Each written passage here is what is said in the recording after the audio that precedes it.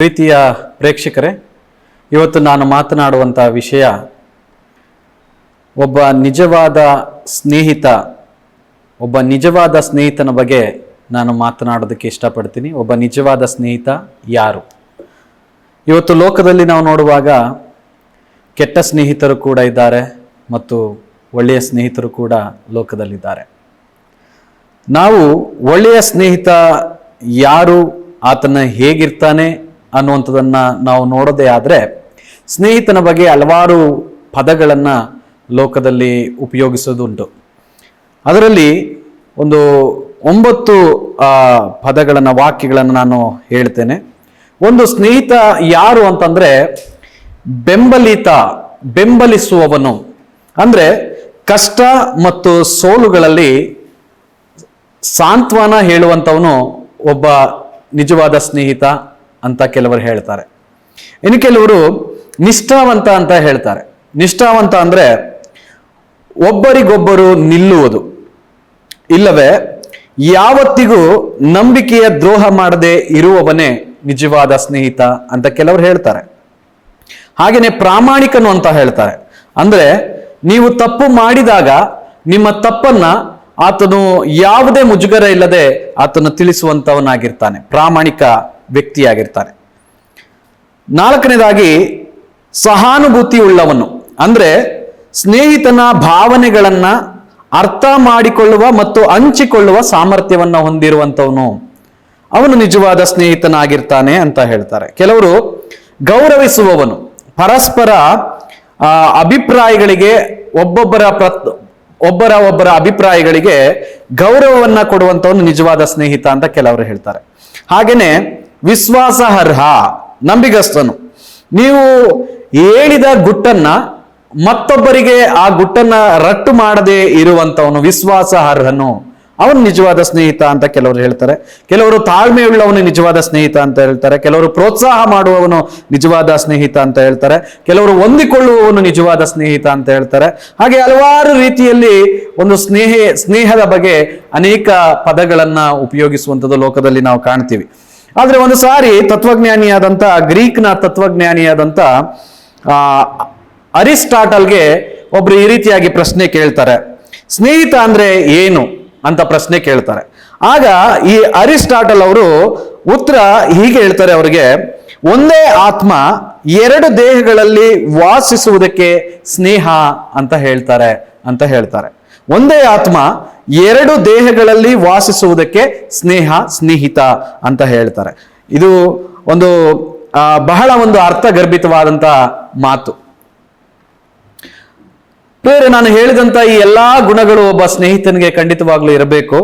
ಆದ್ರೆ ಆ ಗುಣಗಳಿಗಿಂತ ಹೆಚ್ಚಿನ ವಿಶೇಷವಾದಂತ ಒಂದು ಗುಣವನ್ನ ಹೊಂದ್ಕೊಂಡಿರುವಂತ ಒಬ್ಬ ವ್ಯಕ್ತಿ ಇಲ್ಲವೇ ಸ್ನೇಹಿತನನ್ನ ನಾನು ನಿಮಗೆ ಬೈಬಲ್ನಿಂದ ಪರಿಚಯ ಮಾಡೋದಕ್ಕೆ ನಾನು ಇಷ್ಟಪಡ್ತೀನಿ.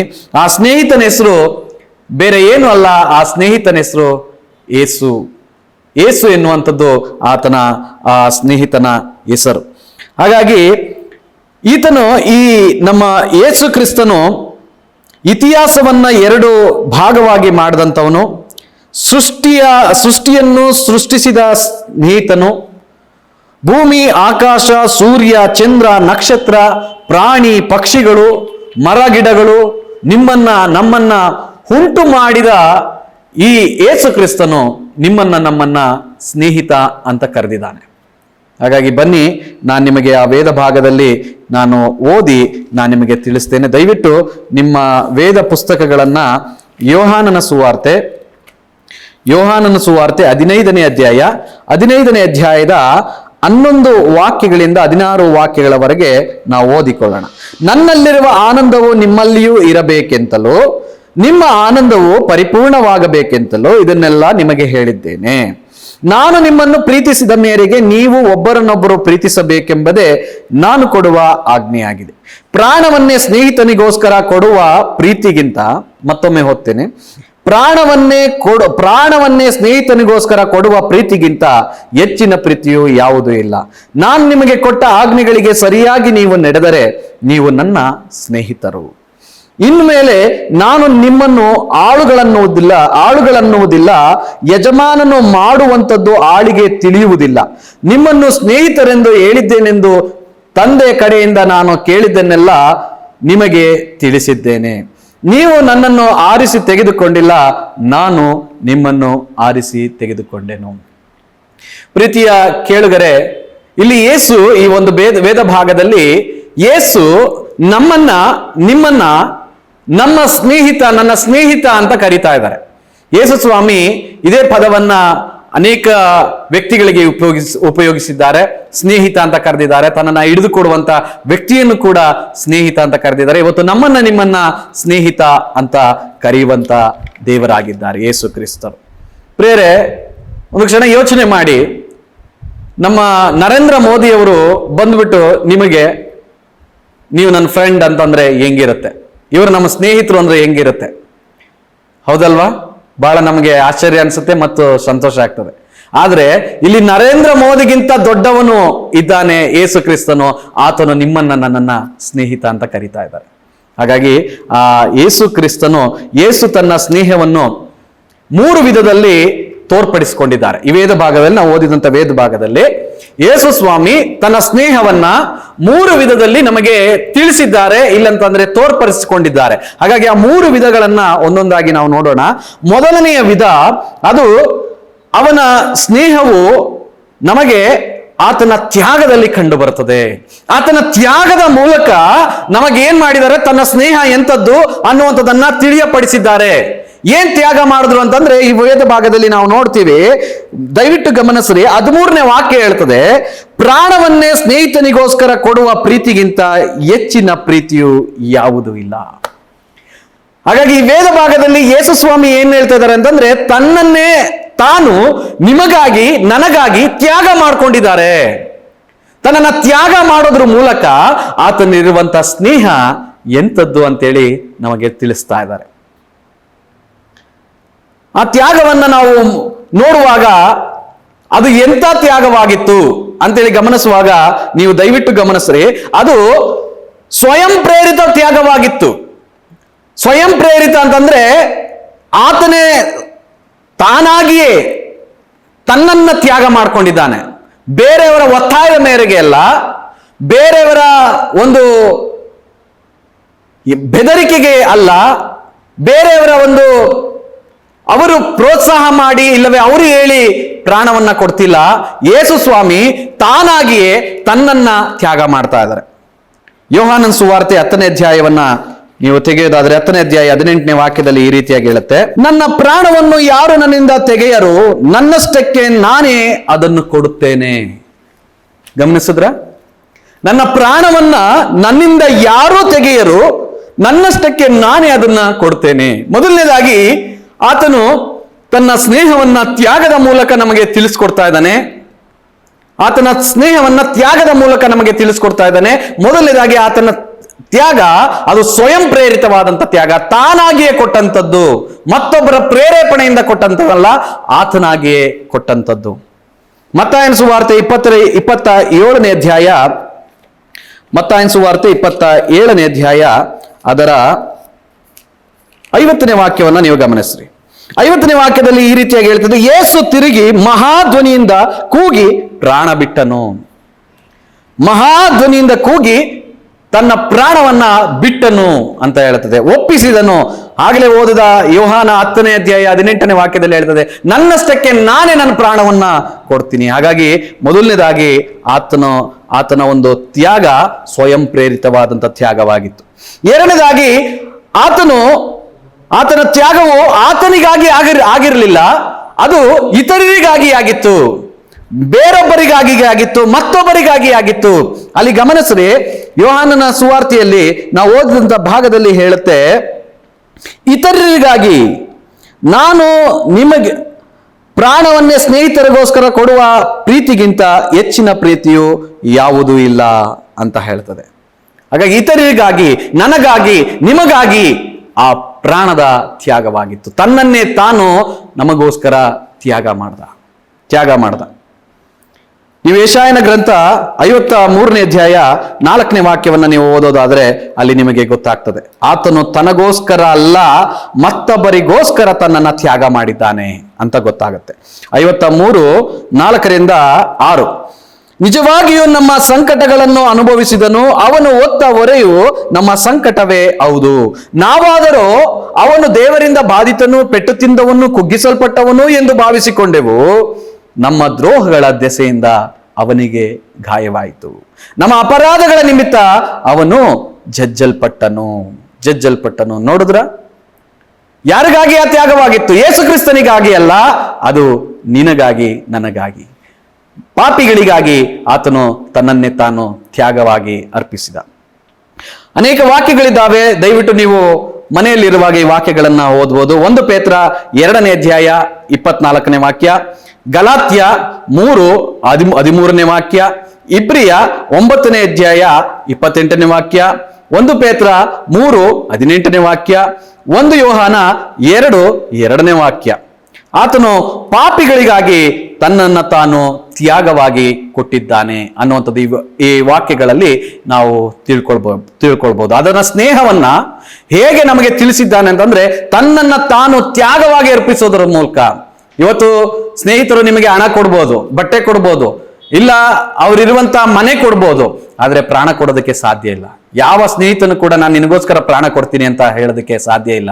ತನ್ನನ್ನ ತಾನು ತ್ಯಾಗ ಮಾಡ್ತೀನಿ, ನಿನಗೋಸ್ಕರ ನಾನು ತ್ಯಾಗ ಮಾಡ್ತೀನಿ, ನನ್ನನ್ನೇ ನಾನು ತ್ಯಾಗ ಮಾಡ್ತೀನಿ. ಹಣ ತ್ಯಾಗ ಮಾಡ್ಬೋದು, ಬಟ್ಟೆ ತ್ಯಾಗ ಮಾಡ್ಬೋದು, ಅಧಿಕಾರ ತ್ಯಾಗ ಮಾಡ್ಬೋದು, ಮನೆ ತ್ಯಾಗ ಮಾಡ್ಬೋದು, ಆದ್ರೆ ತನ್ನನ್ನೇ ತಾನು ತ್ಯಾಗ ಮಾಡೋದಕ್ಕೆ ಸಾಧ್ಯ ಇಲ್ಲ. ಒಬ್ಬ ನಿಜವಾದ ಸ್ನೇಹಿತನ ಗುಣ ತನ್ನನ್ನೇ ತಾನು ತ್ಯಾಗ ಮಾಡುವಂಥದ್ದಾಗಿರ್ತದೆ. ಅದಾದ್ಮೇಲೆ ಆ ತ್ಯಾಗದಲ್ಲಿ ಅನೇಕ ನೋವುಗಳನ್ನ ಆತನು ಅನುಭವಿಸಿದ್ದಾನೆ. ನೀವು ದಯವಿಟ್ಟು ಗಮನಿಸಬಹುದು, ಆತನು ರಕ್ಷಿಸಲ್ಪಡೋದಕ್ಕೆ ಈ ಭೂಮಿಗೆ ಅನೇಕರನ್ನ ಕಾಪಾಡೋದಕ್ಕೆ ಬಂದಿದ್ದು. ಆದ್ರೆ ಈ ಭೂಮಿಗೆ ಅನೇಕರನ್ನ ಕಾಪಾಡೋದಕ್ಕೆ ಬಂದಾಗ ಆ ಕಾಪಾಡೋದಕ್ಕೆ ಇರುವಂತ ಜನರೇ ಅವನ ವಿರುದ್ಧವಾಗಿ ಅವನನ್ನ ಕೊಲ್ಲಿಸು ಅಂತ ಹೇಳಿ ಅನೇಕ ರೀತಿಯಲ್ಲಿ ಆತನಿಗೆ ನೋವುಗಳನ್ನ ಕೊಟ್ಟರು. ಯಾರು ಕಡೆಯವರೆಗೆ ನಾವು ಜೊತೆಯಲ್ಲಿ ಇರ್ತೀವಿ ಅಂತ ಹೇಳಿದ್ರು ಅವರೇ ಕಡೆಗೆ ಕೈ ಕೊಟ್ರು. ಪ್ರಾಣ ಬೇಕಾದ್ರೂ ಕೊಡ್ತೀವಿ ನಿನಗೋಸ್ಕರ ಅಂತಂದವರು ಪ್ರಾಣ ಕೊಡ್ಲಿಲ್ಲ. ಆದ್ರೆ ನಾನ್ ನಿಮಗೋಸ್ಕರ ಪ್ರಾಣ ಕೊಡ್ತೀನಿ ಅಂತ ಹೇಳಿದ ದೇವರು ಯೇಸು ಕ್ರಿಸ್ತನು ಯಾರು ನಾನ್ ನಿಮಗೋಸ್ಕರ ಪ್ರಾಣ ಕೊಡ್ತೀನಿ ಅಂತ ಹೇಳಿ ಕೈ ಕೊಟ್ರೋ ಅಂತವ್ರಿಗೇನೆ ಯೇಸು ಸ್ವಾಮಿ ಪ್ರಾಣ ಕೊಟ್ರು. ನನ್ನ ಸ್ನೇಹಿತ ಅಂತ ಹೇಳಿ ಯೂದ ಯೇಸು ಸ್ವಾಮಿಯನ್ನ ಹಿಡ್ಕೊಡ್ತಾನೆ. ಆ ಯೇಸು ಸ್ವಾಮಿ ಯೂದನನ್ನ ನೋಡಿ ಹೇಳ್ತಾರೆ, ನನ್ನ ಸ್ನೇಹಿತ. ಅನೇಕ ನೋವುಗಳನ್ನ ಆತನು ಮನುಷ್ಯರಿಂದ ಅನುಭವಿಸಿದನು. ಆತನಿಗೆ ಅವಮಾನವಾಯಿತು. ಆತನಿಗೆ ಮುಳ್ಳಿನ ಕಿರೀಟಗಳನ್ನ ಹೆಣೆದು ತಲೆ ಮೇಲೆ ಹೊಡೆದ್ರು, ಕೈ ಕಾಲಿಗೆ ಮೊಳೆಗಳನ್ನ ಹೊಡೆದ್ರು, ಕೊರಡೆಗಳಿಂದ ಆತನನ್ನ ಹೊಡೆದ್ರು, ಮತ್ತು ಆತನ ಮುಖಕ್ಕೆ ಉಗಿಳಿದ್ರು, ಈಟಿಯಿಂದ ತಿವಿದ್ರು. ಇದೆಲ್ಲ ಯಾರಿಗಾಗಿ? ಇದೆಲ್ಲ ನಮಗಾಗಿ, ನಿನಗಾಗಿ. ಇದೆಲ್ಲ ನಿಮಗಾಗಿಯೂ ನನಗಾಗಿಯೂ ಆಗಿತ್ತು. ಪ್ರೇರೆ, ಈಗ ಆತನ ಸ್ನೇಹವನ್ನ ನೀವು ಅರ್ಥ ಮಾಡ್ಕೊಂಡ್ರ?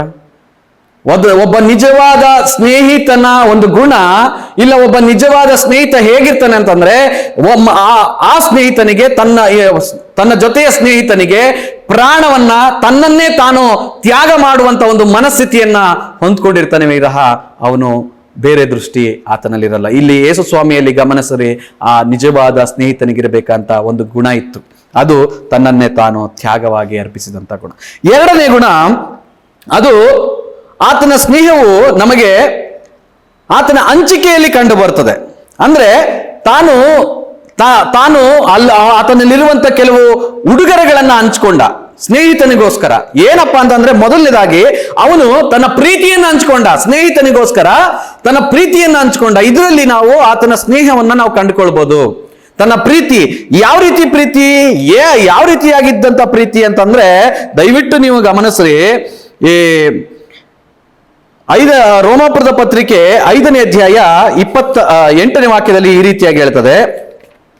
5:8 ರೋಮಾಪುರದ ಪತ್ರಿಕೆ 5:8ರಲ್ಲಿ ಈ ರೀತಿಯಾಗಿ ಹೇಳ್ತದೆ, ಆದರೆ ನಾವು ಪಾಪಿಗಳಾಗಿದ್ದಾಗಲೂ ಕ್ರಿಸ್ತನು ನಮಗೋಸ್ಕರ ಪ್ರಾಣ ಕೊಟ್ಟದರಲ್ಲಿ ದೇವರು ನಮ್ಮ ಮೇಲೆ ತನಗಿರುವ ಪ್ರೀತಿಯನ್ನು ಸಿದ್ಧಾಂತಪಡಿಸಿದ್ದಾನೆ. ಅಲ್ಲಿ ಗಮನಿಸಿದ್ರ ಯಾವ ರೀತಿ ಪ್ರೀತಿ ಮಾಡಿದ್ದಾನೆ, ಯಾವಾಗ ಪ್ರೀತಿ ಮಾಡಿದ್ದಾನೆ ಅಂತಂದ್ರೆ, ಆ ಪ್ರೀತಿಯಿಂದ ನಮಗೆ ತೋರಿಸ್ತಾ ಇದ್ದಾನೆ, ನಾನು ನಿನ್ನ ಸ್ನೇಹಿಸ್ತೀನಿ, ನನ್ನ ಸ್ನೇಹ ನಿನ್ನ ಮೇಲಿದೆ, ನಿಜವಾದ ಸ್ನೇಹ ಅನ್ನುವಂಥದ್ದನ್ನ ಯಾವ್ದ್ರ ಮೂಲಕ ತೋರಿಸ್ತಾ ಅಂತಂದ್ರೆ ಪ್ರೀತಿಸೋದ್ರ ಮೂಲಕ. ಹೇಗೆ ಪ್ರೀತಿಸ್ತಾ? ಈಗ ವಾಕ್ಯದಲ್ಲಿ ನಾವು ನೋಡಿದ್ವಿ, ಯಾವ ಗಣನೆಗೆ ಬಾರದಂತವ್ರು ನಾವು, ಯಾವ ಒಳ್ಳೆತನ ಇಲ್ಲದಂತವ್ರು ನಾವು, ಪಾಪಿಗಳಾಗಿದ್ದಾಗಲೂ ಕ್ರಿಸ್ತನು ನಮಗೋಸ್ಕರ ಪ್ರಾಣ ಕೊಟ್ಟದರಲ್ಲಿ ತಂದೆಯಾದಂಥ ದೇವರು ತನ್ನ ಪ್ರೀತಿಯನ್ನ ತಿಳಿಸ್ಕೊಟ್ಟಿದ್ದಾರೆ. ಅಂದ್ರೆ ನಾವು ಪಾಪಿಗಳಾಗಿದ್ದಾಗಲೇ ಆತನ ನಮ್ಮನ್ನ ಪ್ರೀತಿ ಮಾಡಿದ್ದಾನೆ. ಯಾವ ಒಳ್ಳೆತನ ಇರಲಿಲ್ಲ, ಒಳ್ಳೆ ಗುಣ ಇರಲಿಲ್ಲ. ಇವಾಗನಾದ್ರೂ ಕೆಲವರು ಫ್ರೆಂಡ್ಶಿಪ್ ಮಾಡೋದಕ್ಕೆ ಏನ್ ಮಾಡ್ತಾರೆ, ಅವನು ಒಳ್ಳೆಯವನ, ಕೆಟ್ಟವನ, ಅವನ ಎಂತವನು, ಅವನು ಕೊಲೆಗಾರನ, ಇಲ್ಲ ಯಾವ್ದಾದ್ರು ಹ್ಯಾಬಿಟ್ ಇದೆಯಾ, ಇದನ್ನೆಲ್ಲ ನೋಡ್ತಾರೆ. ಯೇಸು ಸ್ವಾಮಿ ಹಾಗೆ ನೋಡ್ಲಿಲ್ಲ. ಯೇಸು ಸ್ವಾಮಿ ಹಾಗೆ ನೋಡ್ಲಿಲ್ಲ. ಯೇಸು ಸ್ವಾಮಿ ಪಾಪಿಗಳಾಗಿದ್ದಾಗಲೇ ನಮ್ಮನ್ನ ಪ್ರೀತಿ ಮಾಡಿ ಆ ಪಾಪದಿಂದ ಬಿಡಿಸಿ ನಮ್ಮನ್ನ ಒಳ್ಳೆಯವರನ್ನಾಗಿ ಪರಿವರ್ತಿಸಿದಂತ ದೇವರು. ಆತನ ಸ್ನೇಹದ ಒಂದು ಗುರುತು ಆತನು ತನ್ನ ಪ್ರೀತಿಯನ್ನ ಹಂಚಿಕೊಂಡನು. ಈ ಪ್ರೀತಿಯನ್ನ ಯಾರಿಂದಲೂ ಬೇರ್ಪಡಿಸೋದಕ್ಕೆ ಸಾಧ್ಯ ಇಲ್ಲ. ಇವತ್ತು ಸ್ನೇಹಿತರು ಒಂದು ದಿನ ಇರ್ತಾರೆ, ನೆಕ್ಸ್ಟ್ ಹೋಗ್ತಾರೆ, ನಮ್ಮ ಸ್ನೇಹವನ್ನ ಬಿಟ್ಟು ಹೋಗ್ತಾರೆ. ಆದ್ರೆ ಯೇಸು ಸ್ವಾಮಿಯ ಸ್ನೇಹ ಇವತ್ತಿದ್ದು ನಾಳೆ ಹೋಗೋದಲ್ಲ, ಅದು ನಿತ್ಯವೂ ನಿರಂತರವೂ ನಮ್ಮನ್ನ ಅದೇ ರೀತಿಯಾಗಿ ಸ್ನೇಹಿಸುವಂತ ಸ್ನೇಹಿತ ನಮಗೆ ಇದ್ದಾನೆ ಪ್ರಿಯರೇ. ಆತನು ಯೇಸು ಕ್ರಿಸ್ತನು. ರೋಮಾಪುರದ ಪತ್ರಿಕೆ 8ನೇ ಅಧ್ಯಾಯ 28ನೇ ವಾಕ್ಯವನ್ನ ನೀವು ಗಮನಿಸ್ರಿ. ರೋಮಾಪುರದ ಪತ್ರಿಕೆ 8ನೇ ಅಧ್ಯಾಯ 28-29 ಅಲ್ಲಿ ಈ ರೀತಿಯಾಗಿ ಹೇಳ್ತದೆ, ಹೇಗೆಂದರೆ ಮರಣವಾಗಲಿ ಜೀವವಾಗಲಿ ದೇವದೂತರಾಗಲಿ ದುರಾತ್ಮಗಳಾಗಲಿ ಈಗಿನ ಸಂತತಿಗಳಾಗಲಿ ಮುಂದಣ ಸಂತತಿಗಳಾಗಲಿ ಮಹತ್ವಗಳಾಗಲಿ ಮೇಲಣ ಲೋಕವಾಗಲಿ ಕೆಳಗಣ ಲೋಕವಾಗಲಿ ಬೇರೆ ಯಾವ ಸೃಷ್ಟಿಯಾಗಲಿ ನಮ್ಮನ್ನು ನಮ್ಮ ಕರ್ತನಾದ ಯೇಸು ಕ್ರಿಸ್ತನಲ್ಲಿ ತೋರಿ ಬಂದ ದೇವರ ಪ್ರೀತಿಯಿಂದ ಅಗಲಿಸಲಾರದೆಂದು ನಮಗೆ ನಿಶ್ಚಯ ಉಂಟು ಅಂತ ಹೇಳ್ತದೆ. ಯಾವುದೂ ಕೂಡ ನೋಡ್ರಿ, ಅಲ್ಲಿ ಎಷ್ಟು ಲೀಸ್ಟ್ ಹೇಳ್ತು, ಒಮ್ಮೆ ನೀವು ಓದ್ರಿ ಮನೆಯಲ್ಲಿ. ಅಷ್ಟು ಲೀಸ್ಟ್ ಕೂಡ ಯಾವುದು ಕೂಡ ಯೇಸುವಿನ ಪ್ರೀತಿಯಿಂದ ನಮ್ಮನ್ನ ಬೇರ್ಪಡಿಸೋದಕ್ಕೆ ಸಾಧ್ಯ ಇಲ್ಲ. ಅದು ಆತನ ಸ್ನೇಹ, ಅದು ಆತನ ಫ್ರೆಂಡ್ಶಿಪ್. ಅಂದ್ರೆ ತನ್ನನ್ನೇ ತಾನು ತ್ಯಾಗ ಮಾಡ್ದ, ತನ್ನ ಪ್ರೀತಿಯನ್ನ ಹಂಚಿಕೊಂಡ, ಅದು ಶಾಶ್ವತವಾದಂತ ಪ್ರೇಮ. ನೀವು ಯೆರೆಮೀಯ 31ನೇ ಅಧ್ಯಾಯ 3ನೇ ವಾಕ್ಯವನ್ನು ನೀವು ಗಮನಿಸ್ರಿ. ಅಲ್ಲಿ ಶಾಶ್ವತ ಪ್ರೇಮ ಅಂತ ಬರೆಯಲ್ಪಟ್ಟಿದೆ, ಶಾಶ್ವತ ಪ್ರೇಮ. ಮತ್ತೆ ಇನ್ನೊಂದು ಆತನ ಗುಣ, ಪ್ರೀತಿಯಲ್ಲಿ ಆತನ ಗುಣ ಏನಂತಂದ್ರೆ ಈ ಪ್ರೀತಿ ಎಲ್ಲಾ ಸಮಯದಲ್ಲೂ ಇರುವಂತದ್ದಾಗಿದೆ. ಆತನ ಪ್ರೀತಿ ಎಲ್ಲ ಸಮಯ ಅಂತಂದ್ರೆ ಅದು ಅರ್ಥ ಏನು? ಕಷ್ಟದ ಸಮಯ, ನೋವಿನ ಸಮಯ, ರೋಗದ ಸಮಯ. ನೀವು ಯಾರಾದ್ರೂ ಸ್ನೇಹಿತರನ್ನ ಏನಾದ್ರೂ ಅವ್ರಿಗೆ ನಿಮ್ಗೆ ಏನಾದ್ರೂ ಸಮಸ್ಯೆಗಳಿದೆ ಅನ್ಕೊಂಡ್ರಿ, ನಿಮ್ಗೇನಾದ್ರೂ ಸಮಸ್ಯೆಗಳಿದೆ, ಫೋನ್ ಮಾಡ್ರಿ. ಫೋನ್ ಮಾಡ್ಬಿಟ್ಟು, ಗೆಳೆಯ ಈ ರೀತಿಯಾಗಿ ನಾನು ಯಾವುದೋ ಕಷ್ಟಕ್ಕೆ ಸಿಲುಕಾಕೊಂಡಿದ್ದೀನಿ ಅಂತ ಫೋನ್ ಮಾಡ್ರಿ. ಏನ್ ಹೇಳಿದ್ರು? ಓ ಗೆಳೆಯ, ನಾನು ಹಿಂಗೆ ಹಾಸ್ಪಿಟಲ್ ಇದ್ದೀನಿ, ಇಲ್ಲ ಏನಾದ್ರೂ ಒಂದು ಕಾರಣ ಹೇಳಿ ಅವರು ಆ ಸ್ನೇಹದಿಂದ ದೂರವಾಗೋದಕ್ಕೆ ಇಷ್ಟಪಡ್ತಾರೆ. ಆದ್ರೆ ಯೇಸು ಕ್ರಿಸ್ತನ ಪ್ರೀತಿ ಆಗಲ್ಲ. ಯೇಸು ಕ್ರಿಸ್ತನ ಪ್ರೀತಿ ಕಷ್ಟದಲ್ಲೂ, ಕಣ್ಣೀರಿನಲ್ಲೂ, ನೋವಿನಲ್ಲೂ, ಸಂತೋಷದಲ್ಲೂ, ಪ್ರತಿ ಒಂದು ಸಮಯದಲ್ಲೂ ಆತನು ನಿಮ್ಮ ಜೊತೆಯಲ್ಲಿ ಫ್ರೆಂಡ್ ಆಗಿ ನಿಮಗೆ ಧೈರ್ಯ ಪಡಿಸ್ತಾ ಆತನ ಪ್ರೀತಿಯನ್ನು ತೋರಿಸ್ತಾ ಇರ್ತಾನೆ. ಆ ಪ್ರೀತಿ ಯಾವತ್ತೂ ಕೂಡ ಅದು ಚೇಂಜ್ ಆಗೋದಿಲ್ಲ. ಅದಾದ್ಮೇಲೆ ಒಂದು ಪ್ರೀತಿಯನ್ನ ಹಂಚಿಕೊಂಡ, ಎರಡನೇದಾಗಿ ಆತನು ತನ್ನ ಜೀವವನ್ನ ಹಂಚಿಕೊಂಡನು. ಅದೇ ವಾಕ್ಯದಲ್ಲಿ ನೀವು ಗಮನಿಸಬಹುದು, ನಾವು ಎರಡು ಗುಣಗಳನ್ನ ನಾವು ನೋಡಿದ್ವಿ, ಎರಡು ವಿಧವನ್ನ ನಾವು ನೋಡಿದ್ವಿ. ಒಂದು, ಅವನ ಸ್ನೇಹ ಅವನ ತ್ಯಾಗದಲ್ಲಿ ಕಂಡು ಬಂತು. ಎರಡನೇದಾಗಿ ಆತನ ಸ್ನೇಹ ಆತನು ಹಂಚಿಕೊಳ್ಳುವಂಥದ್ರಲ್ಲಿ ಕಂಡು ಬರ್ತು. ಈಗ ಮೂರನೇದಾಗಿ ನೀವು ಅಲ್ಲಿ ವಾಕ್ಯದಲ್ಲಿ ಗಮನಿಸ್ರಿ, ಮೂರನೇದಾಗಿ ಯಾವುದರಲ್ಲಿ ಕಂಡು ಬರುತ್ತೆ ಅಂತಂದ್ರೆ, ಆತನ ಸ್ನೇಹವನ್ನು ನಾವು ಎಲ್ಲಿ ನೋಡ್ಬೋದು ಅಂತಂದ್ರೆ ಆತನ ಆರಿಸುವಿಕೆಯಲ್ಲಿ ನೋಡ್ಬೋದು. 16ನೇ ವಾಕ್ಯ ಈ ರೀತಿಯಾಗಿ ಹೇಳ್ತದೆ, ನೀವು ನನ್ನನ್ನು ಆರಿಸಿ ತೆಗೆದುಕೊಂಡಿಲ್ಲ, ನಾನು ನಿಮ್ಮನ್ನು ಆರಿಸಿ ತೆಗೆದುಕೊಂಡೆನು. ಯೇಸು ಸ್ವಾಮಿ ನಮ್ಮನ್ನ ಆರಿಸಿಕೊಳ್ಳುವಂಥದ್ರಲ್ಲಿ ಆತನಿಗಿರುವಂತಹ ಸ್ನೇಹವನ್ನ ನಮಗೆ ವ್ಯಕ್ತಪಡಿಸ್ತಾ ಇದ್ದಾನೆ. ಆತನಲ್ಲಿರುವಂತಹ ಸ್ನೇಹವನ್ನ ನಮಗೆ ತಿಳಿಸ್ಕೊಡ್ತಾ ಇದ್ದಾನೆ. ಆತನ ಆರಿಸುವಿಕೆಯಲ್ಲಿ, ಆತನ ರಕ್ಷಣೆಯಲ್ಲಿ ಅಂತ ಹೇಳ್ಬೋದು. ಆತನ ರಕ್ಷಣೆಯಲ್ಲಿ ನಮ್ಮನ್ನ ಹೇಗೆ ಸ್ನೇಹಿಸ್ತೀನಿ, ನಮ್ಮನ್ನ ಹೇಗೆ ಆತನು ಪ್ರೀತಿಸ್ತಾನೆ, ಹೇಗೆ ನಮ್ಮನ್ನ ಫ್ರೆಂಡ್ಶಿಪ್ ಮಾಡ್ತಾನೆ ಅನ್ನೋಂಥದ್ದನ್ನ ಆತನು ತಿಳಿಸ್ಕೊಡ್ತಾನೆ. ಕಾರಣ ಏನು? ಇಲ್ಲಿ ನೋಡ್ರಿ, ನೀವು ನನ್ನನ್ನು ಆರಿಸಿಕೊಂಡಿಲ್ಲ ಅಂತ ಹೇಳ್ತದೆ ವಾಕ್ಯ. ಮನುಷ್ಯರು ಯಾವತ್ತೂ ಕೂಡ ದೇವರನ್ನ ಆರಿಸ್ಕೊಳ್ಳೋದಕ್ಕೆ ಸಾಧ್ಯ ಇಲ್ಲ. ದೇವರೇ ಮನುಷ್ಯನನ್ನು ಆರಿಸ್ಕೊಳ್ಬೇಕು. ಕಾರಣ ಏನು ಅಂತಂದ್ರೆ, ಎಫೆಸ 2ನೇ ಅಧ್ಯಾಯ 1ನೇ ವಾಕ್ಯ ಹೇಳ್ತದೆ, ಮನುಷ್ಯರೆಲ್ಲರೂ ಪಾಪದ ಪಾಲಿಗೆ ಸತ್ತೋಗಿದ್ದಾರೆ. ಹಾಗಾಗಿ ಸತ್ತೋಗಿರುವಂತ ಮನುಷ್ಯ ನಿಜವಾದ ಜೀವಿಸುವ ದೇವರನ್ನ ಆರಿಸ್ಕೊಳ್ಳೋದಕ್ಕೆ ಸಾಧ್ಯ ಇಲ್ಲ. ಯಾರು ಆರಿಸ್ಕೊಳ್ಬಹುದು ಅಂತಂದ್ರೆ, ಜೀವ ಇರುವಂತ ಮನುಷ್ಯ ಮಾತ್ರ ಆರಿಸ್ಕೊಳ್ಳೋದಕ್ಕೆ ಸಾಧ್ಯ. ಆದ್ರೆ ಮನುಷ್ಯರೆಲ್ಲ ಏನಾಗಿದ್ದಾರೆ ಅಂತ ವಾಕ್ಯ ಹೇಳ್ತದೆ, ಅವರೆಲ್ಲ ಪಾಪದ ಪಾಲಿಗೆ ಸತ್ತೋಗಿದ್ದಾರೆ. 2ನೇ ಅಧ್ಯಾಯ 1ನೇ ವಾಕ್ಯವನ್ನು ನೀವು ಗಮನಿಸ್ರಿ. ಆತನು ಅಪರಾಧಗಳ ಮತ್ತು ಪಾಪಗಳ ದೆಸೆಯಿಂದ ಸತ್ತವರಾಗಿದ್ದ ನಿಮ್ಮನ್ನು ಸಹ ಬದುಕಿಸಿದನು. ನಮ್ಮನ್ನ ಆತನು ಬದುಕಿಸಿದನು. ಪಾಪದ ಪಾಲಿಗೆ ಸತ್ತವರಾಗಿರುವಂತ ನಮ್ಮನ್ನ. ಇದು ಆತನ ಸ್ನೇಹ, ಅದು ರಕ್ಷಣೆಯ ಕಾರ್ಯದಲ್ಲಿ, ಆತನ ಆರಿಸುವಿಕೆಯಲ್ಲಿ ನಮಗೆ ತೋರ್ಪಡಿಸುವಂತದ್ದಾಗಿದೆ. ನಮ್ಮ ಕರ್ತನಾಗಿರುವಂತ ಯೇಸು ಕ್ರಿಸ್ತನು ಸ್ನೇಹಿತನಾಗಿ ಬಂದು ನಮ್ಮೆಲ್ಲರ ಪಾಪ, ನಿಮ್ಮೆಲ್ಲರ ಪಾಪಕ್ಕಾಗಿ ತನ್ನನ್ನೇ ತಾನು ತ್ಯಾಗ ಮಾಡಿ, ತನ್ನ ಪ್ರಾಣವನ್ನ ನಮಗೋಸ್ಕರ ಹಂಚಿಕೊಂಡು, ತನ್ನ ಜೀವವನ್ನ, ತನ್ನ ಪ್ರೀತಿಯನ್ನ ಹಂಚಿಕೊಂಡು, ತನ್ನ ರಕ್ಷಣೆ ಕಾರ್ಯವನ್ನ ಹಂಚಿಕೊಂಡು, ಪ್ರತಿಯೊಂದು ಕಾರ್ಯಗಳನ್ನ ಆತನೇ ಎಲ್ಲ ಕಾರ್ಯಗಳನ್ನ ಮುಗಿಸಿದ್ದಾನೆ. ಹಾಗಾಗಿ ಪ್ರಿಯ ಸ್ನೇಹಿತ, ಆ ಸ್ನೇಹಿತ ನಿನಗೆ ಬೇಕಾ? ನಿನಗೋಸ್ಕರ ತನ್ನನ್ನ ತಾನು ತ್ಯಾಗ ಮಾಡುವಂತ ಸ್ನೇಹಿತ ಬೇಕಾ? ನಿನಗೋಸ್ಕರ ತನ್ನ ಪ್ರೀತಿಯನ್ನ ಹಂಚುವಂತ ಸ್ನೇಹಿತ ಬೇಕಾ? ಕಷ್ಟದ ಸಮಯದಲ್ಲಿ, ಕಣ್ಣೀರಿನ ಸಮಯದಲ್ಲಿ ಆ ಪ್ರೀತಿ ಹಂಚುವಂತ ಸ್ನೇಹಿತ ಬೇಕಾ? ತನ್ನ ಜೀವವನ್ನ ಕೊಡುವಂತ ಸ್ನೇಹಿತ ಬೇಕಾ? ನಿನ್ನ ಆತ್ಮವನ್ನ ರಕ್ಷಣೆ ಮಾಡುವಂತ ಸ್ನೇಹಿತ ಬೇಕಾ? ಹಾಗಾದ್ರೆ ನೀನು ಒಂದು ಕೆಲಸ ಮಾಡಬೇಕು, ಯೇಸುವನ್ನ ನಿನ್ನ ಸ್ನೇಹಿತನಾಗಿ ನೀನು ಮಾಡ್ಕೊಳ್ಬೇಕು. ನೀನು ಮಾಡ್ಬೇಕಂತ ಕೆಲಸ ಇಷ್ಟೇ.